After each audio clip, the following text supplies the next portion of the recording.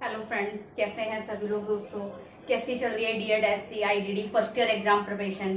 दोस्तों, आज D Ed SC ID first year exam preparation का हमारा फर्स्ट क्लास है, यानी कि आज की क्लास फर्स्ट रहेगी, लाइक प्रिपरेशन का पहला दिन। ठीक है, तो आज की क्लास में हम बात करेंगे most important units and topics की। तो इससे रिलेटेड जो क्वेश्चंस आते हैं हमारे एग्जाम पेपर पैटर्न पर, उसको हम करने वाले हैं। किस टाइप के हमारे क्वेश्चन आएंगे, किस तरीके से प्रश्न पूछा जाता है, या किस तरीके से प्रश्न आएगा, किस टॉपिक पर हमें प्रिपरेशन ज्यादा करनी है, या कौन से ऐसे टॉपिक्स होंगे जो हमने कम समय में केवल रिलेवेंट जो रहेगा, मतलब कम समय में एक बेहतर तैयारी के लिए कौन कौन से टॉपिक तैयार करने होंगे। ठीक है, तो आज का हमारा क्लास रहेगा कोर्स फर्स्ट से, यानी कि कोर्स फर्स्ट का most important topic and units and related questions. ठीक है, तो देखिए दोस्तों, जैसे कि मैं आज आपको ये 5 हमारी यूनिट्स है हमारे एक कोर्स में, ठीक है ना। तो इन 5 यूनिट्स में से हम टॉपिक अलग अलग टॉपिक पर बात करेंगे, कौन सा टॉपिक मोस्ट इंपोर्टेंट रहेगा, उससे किस तरीके का क्वेश्चन पूछा जाएगा, कौन सा क्वेश्चन 10 नंबर के लिए रहेगा, या कौन सा टॉपिक 5 नंबर के लिए इंपॉर्टेंट है। ठीक है, तो चलिए स्टार्ट करते हैं। सबसे पहला देखिए यूनिट 1 से यूनिट 1.1। यूनिट 1 से यूनिट 1.1 विकलांगता के ऐतिहासिक दृष्टिकोण, राष्ट्रीय और अंतर्राष्ट्रीय एवं विकलांगता मॉडल को समझाइए। ये टॉपिक आपके लिए 10 नंबर के लिए मोस्ट इम्पोर्टेंट है, यानी कि 10 मार्क्स के लिए इम्पोर्टेंट रहेगा। क्यों? क्योंकि इसमें कई सारी चीजें पूछी गई हैं।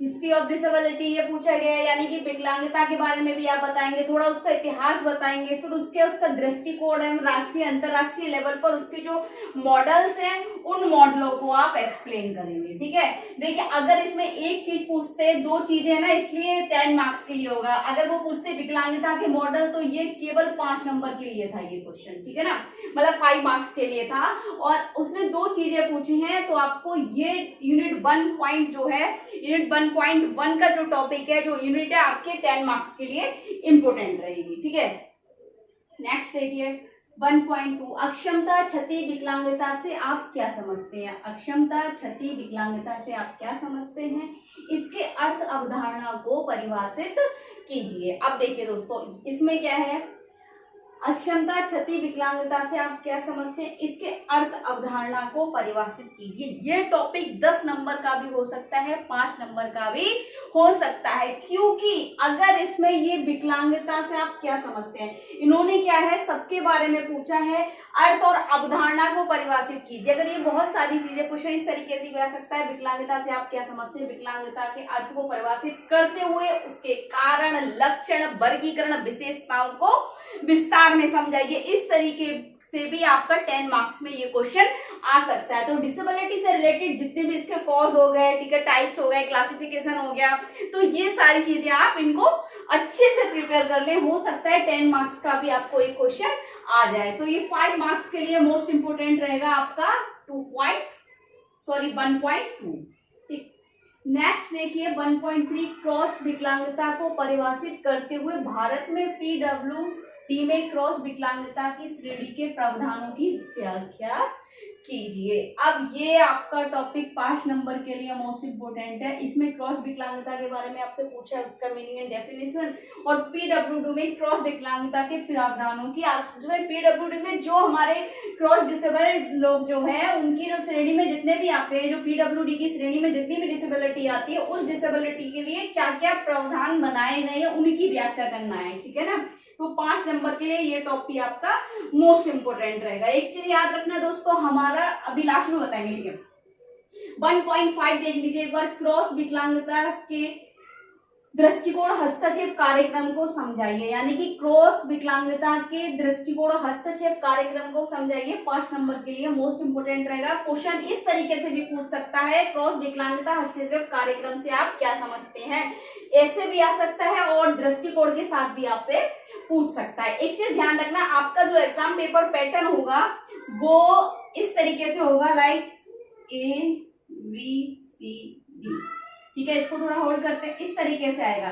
ए और बी, इसमें आएंगे 1 नंबर वाले प्रश्न, जिसमें 5 क्वेश्चन होंगे ए में, ठीक है, थोड़ा शॉर्ट पे, इसके बाद लास्ट में हम आपको पूरा भी समझाएंगे कि एग्जाम पेपर पैटर्न किस तरीके से आएगा। थोड़ा शॉर्ट में समझाते हैं इस चीज को समझने के लिए। बी में जो होगा आपके 2 मार्क्स वाले होंगे, जिसमें केवल डेफिनेशंस पूछी जाती हैं, ठीक। और सी में जो होंगे आपके 5 मार्क्स वाले क्वेश्चन होंगे। डी में जो होगा 10 मार्क्स वाला क्वेश्चन होगा, ठीक है। तो इस तरीके से आपका एग्जाम पेपर पैटर्न बन के आता है। 4 भागों में बटा होता है ये, ए बी सी डी, ठीक है। ए में हमारे 1 नंबर वाले क्वेश्चन रहते हैं, बी में हमारे 2 नंबर वाले क्वेश्चन रहते हैं, सी में हमारे 5 यानी कि 5 नंबर वाले, और डी में हमारे 10 नंबर वाले। यानी कि ये 4 पार्टों में हमारा डिवाइड है, 1 मार्क्स, 2 मार्क्स, 5 मार्क्स और 10 मार्क्स, ठीक है। अलग अलग उन्होंने पार्ट कर दिए हैं। तो आज का जो हम समझा रहे हैं आपको, वो पार्ट सी और पार्ट डी के लिए इंपोर्टेंट रहेगा, क्योंकि इसमें हम बात करेंगे 5 मार्क्स वाले और 10 मार्क्स वाले क्वेश्चन के लिए। अगर हम बात करें तो पार्ट और सी और डी आपका 70% मोस्ट इंपोर्टेंट है। अगर इतना पार्ट आप पूरा कर लेते हैं अच्छे से, तो अच्छे से मार्क्स ला सकते हैं, क्योंकि हमें जो ज्यादा मार्क्स वाले क्वेश्चन होते हैं ना, उनको प्रिपेयर ज्यादा करना जरूरी होता है, क्योंकि उसके साथ साथ हमारा पार्ट ए और पार्ट बी की प्रिपरेशन ऑलरेडी हो जाती है, क्योंकि इसमें सारी डेफिनेशंस पूछी जाती है। इसमें 1 नंबर हो सकता है आपको फुल फॉर्म्स आ जाए, ठीक है ना, ट्रू एंड फॉल्स आ जाए, ऑब्जेक्टिव आ जाए, कुछ कहा नहीं जा सकता, ठीक है। तो यहाँ पर हम अभी बात कर रहे हैं 5 और 10 मार्क्स वाले, जैसे मैंने आपको बताया, ठीक। ठीक है, उसके बाद हम बात करेंगे इसमें से भी कौन से, जैसे आपको मैंने ये पूरी यूनिट अभी समझा दी, इसमें से हम अभी लास्ट में बात करेंगे इसमें से कौन सा मोस्ट इंपोर्टेंट रहेगा, जो हमने याद करना है, लाइक प्रिपेयर करना है, या जो 99% या 80% जिसके आने के चांसेस रहेंगे। यूनिट 2 देख लीजिए अब। 2.1 में देखिए, गामक विकलांगता, पोलियो, प्रमास्तिक अंगाघात, मांसपेशीय सड़ का अर्थ परिभाषा, कारण एवं शैक्षिक निर्धारण। पूरे में ना इन्होंने अलग अलग डिसेबिलिटी दे रखी है यूनिट 2 में, तो उसमें से हो सकता है आपको कोई 2 देखने को मिल जाए, लाइक आपकी फिजिकल डिसेबिलिटी या लोकोमोटर डिसेबिलिटी हम बोल सकते हैं, गामक विकलांगता, पोलियो हो गया, सेरेब्रल पालेसी हो गया, प्रमास्तिक अंगाघात, और आपका मस्कुलर डिस्ट्रॉफी आ गया, ठीक है ना। अब इनमें से इसके क्या क्या पूछे हैं, चाहे वो ये फिजिकल डिसेबिलिटी पूछे, पोलियो पूछे, सेरेब्रल पालेसी पूछे, मस्कुलर डिस्ट्रॉफी पूछे, तो इसमें आपका मीनिंग, डेफिनेशन, कॉजेज और उसके मैनेजमेंट, एजुकेशनल मैनेजमेंट उन्होंने पूछे हैं। तो ये क्वेश्चन आपको 10 मार्क्स के लिए 99% इसके चांसेस, ठीक है ना, 10 मार्क्स के लिए मोस्ट इंपोर्टेंट रहेगा। अब इसमें से अगर हम बात करें सबसे ज्यादा क्या आएगा, या तो आपको गामक यानी कि ये पूछेगा, या फिर आपसे सेरेब्रल पालेसी आ सकता है, यानी कि प्रमास्तिक अंगाघात पूछ सकता है, ठीक है। 3.1 पर आ जाइए। यूनिट 3 से 3.1 से लेकर 3.5 से जो एक क्वेश्चन बन रहा है आपका 10 नंबर का, वो देख लीजिए। उसमें बहुत सारी डिसेबिलिटीज इसमें भी दे रखी हैं, लेकिन किस तरीके से पूछेगा, जैसे इसमें आपका ये बौद्धिक अक्षमता, इंटेलेक्चुअल डिसेबिलिटी आ गई, इसमें विशिष्ट अधिगम अक्षमता यानी कि स्पेसिफिक लर्निंग डिसेबिलिटी, ऑटिज्म हो गया, और ये आपका मेंटल इलनेस हो गया, और मल्टीपल डिसेबिलिटी हो गई, ठीक है। अब इसमें से कोई एक चीज आएगी 10 नंबर में, हो सकता है 5 नंबर भी आ जाए, लेकिन अगर 10 नंबर के लिए हम प्रिपेयर करेंगे, जरूरी नहीं है 5 नंबर के लिए आएगा। तो इसमें हो सकता है आपको एक तो इंटेलेक्चुअल डिसेबिलिटी के चांसेस बहुत रहते हैं, और स्पेसिफिक लर्निंग डिसेबिलिटी के चांसेस ज्यादा रहते हैं, ठीक है। अब इसमें आपने अगर ये 5 नंबर में या 10 नंबर में आगे जाए, तो क्या क्या करना होगा इसमें आपको, लाइक अर्थ यानी कि इसका मीनिंग करना होगा, ठीक है, और इसकी डेफिनेशन भी करनी होगी, ठीक है, और इसके कारण यानी कि कॉजेस भी करने होंगे आपको, इसके टाइप्स भी करने होंगे, ठीक है, इसका वर्गीकरण यानी कि क्लासिफिकेशन भी आपको करना होगा, ठीक। फिर देखिए यूनिट 4 में देखिए 4.1 प्रारंभिक पहचान और विकलांगता के हस्तक्षेप और दोबारा असाधारण बच्चों की अवधारणा समझाइए। दोबारा असाधारण बच्चों से मतलब होता है हमारा ट्विन एक्सप्रेशन चिल्ड्रंस, ठीक है। तो इसमें क्या होगा दोस्तों, ये 5 नंबर के लिए आपके लिए मोस्ट इंपोर्टेंट रहेगा। नेक्स्ट देखिए 4.2 क्रॉस विकलांगता का शीघ्र हस्तक्षेप क्या है, इसकी आयोजित सेवाएं क्या क्या, इनमें क्या क्या सर्विसेज दी जा रही है, किसमें अर्ली इंटरवेंशन में, ठीक है ना, अर्ली आइडेंटिफिकेशन एंड इंटरवेंशन में, इसके लिए क्रॉस विकलांगता के लिए क्या क्या इसकी सर्विसेज दी जा रही है, तो 5 नंबर के लिए ये भी आपका मोस्ट इंपोर्टेंट रहेगा।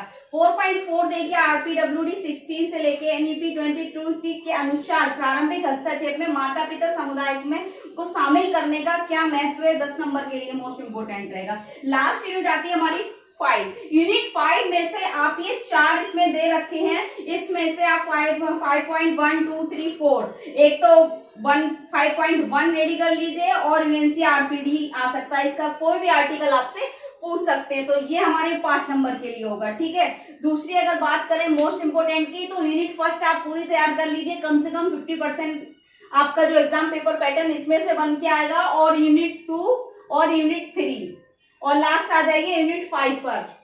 ठीक, ये मोस्ट इंपोर्टेंट रहेंगी आपके एग्जाम के लिए। ठीक है, और इससे भी अगर कुछ आपको समझ नहीं आ रहा है, अगर कुछ डाउट लग रहा है, कुछ गलत लग रहा है, तो आप कमेंट बॉक्स में जाके कमेंट कर सकते हैं।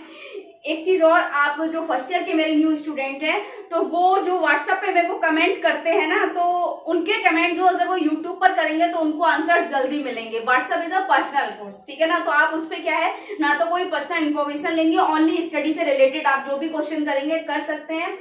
तो बाकी का अगर समझ नहीं आ रहा है तो आप वीडियो को उसको कमेंट बॉक्स में कमेंट करें, और ज्यादा से ज्यादा वीडियो लाइक करें, चैनल को सब्सक्राइब करें, बेल आइकन को प्रेस करें, ताकि नेक्स्ट आने वाली क्लास आप तक पहुंचती रहे। दोस्तों, थैंक यू सो मच।